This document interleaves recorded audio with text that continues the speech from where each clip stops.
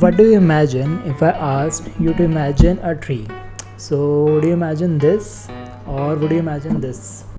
When researchers asked ChatGPT to imagine a tree, it actually imagined a tree without the roots, without any other characteristics of a real tree.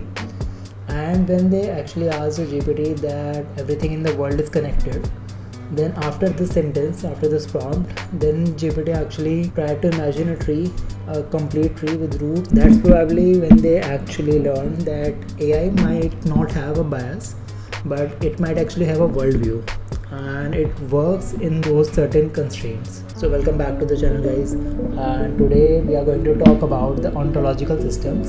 So in the previous video I already made how AI is biased towards minorities or maybe women. So this time we are going to discuss how AI actually imagines the reality for itself, the worldview it has and it has created for itself.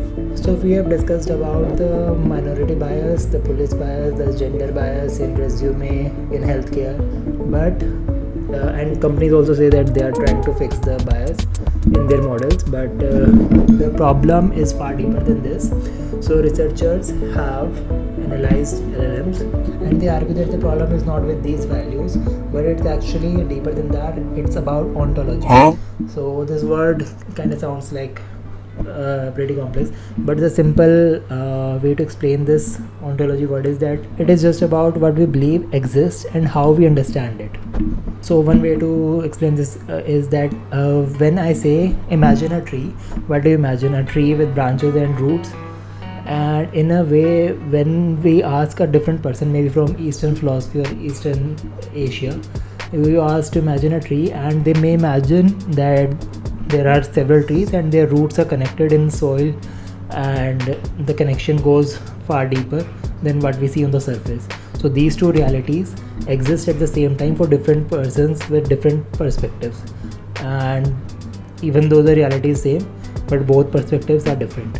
And this is where the fun part is, that GPT itself has these realities, these ontology, and it's how it gives you the answers, and it's just invisible. So the researchers from Stanford as well as from the University of Washington actually asked 4 different models these serious questions. What is a human? What is reality?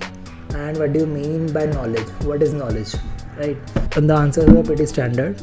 For humans, they gave the answer that these are biological creatures with emotions and intelligence.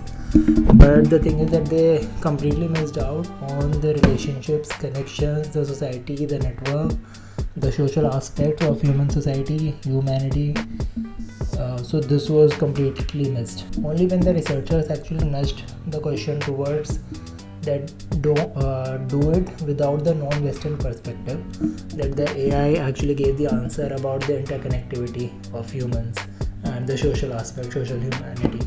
This actually comes from the Eastern philosophy. So that's the thing, that Western philosophy or Western world has more of an individualistic view, and that's the general essence. To think about it, how serious it could be, that when asked such a standard question, the AI completely missed half of the world's philosophy. It's mostly influenced by the Western world, and how it could impact in the future when the decisions are made using this tool. So when the AI was asked to categorize these philosophies, the Western philosophies were categorized as humanistic, rationalist, more scientific, and the Eastern philosophies were actually categorized as mostly African ontologies or indigenous ontologies.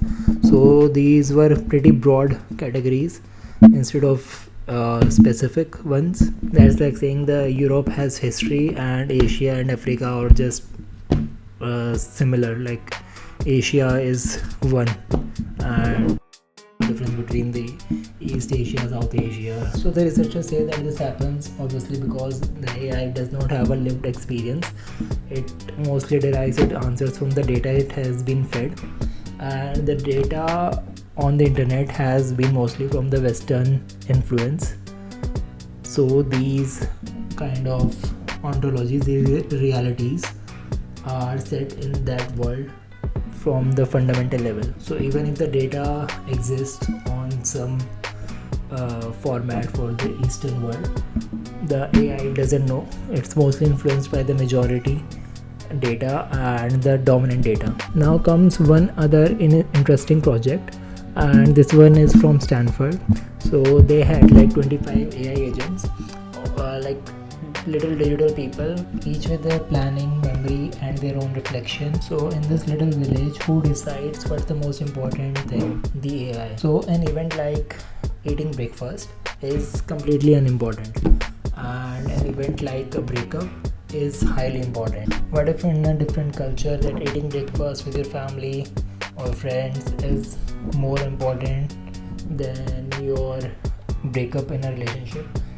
Or is that view completely neglected? And it gets even weirder.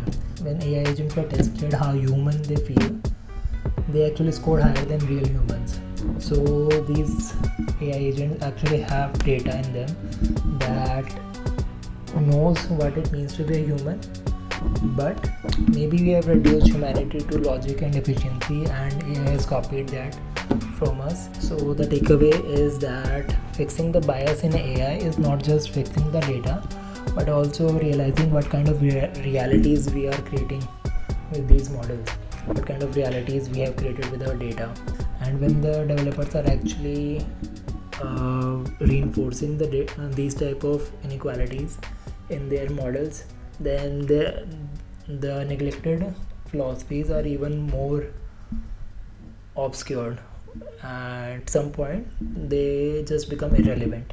So as one researcher puts it, if we don't challenge these ontological assumptions, we might end up coding them as universal truth. What do you mean by a tree? What is a tree to you?